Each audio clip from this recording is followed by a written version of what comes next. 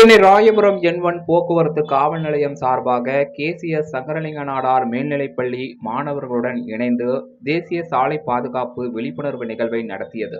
இதில் பள்ளி மாணவர்கள் மௌன நாடகம் மூலமாக சாலை விபத்து குறித்தும், மது அருந்திவிட்டு வாகனம் ஓட்டக்கூடாது, தலைக்கவசம் அணிய வேண்டும், அதிவேக பயணம் போன்ற பதாதைகளை கையில் ஏந்தியபடி வாகன ஓட்டிகளுக்கு சாலை பாதுகாப்பு குறித்தும் விழிப்புணர்வு ஏற்படுத்தினர்.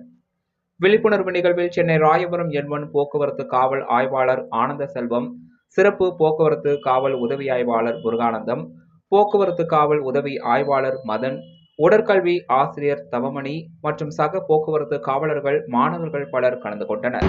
சார், நாங்கள் ஜனவரி 1ஆம் தேதியிலேருந்து 31ஆம் தேதி ரோடு சேஃப்டி அவேர்னஸ்க்காக நாங்கள் ஒரு கண்டக்ட் பண்ணுறோம்.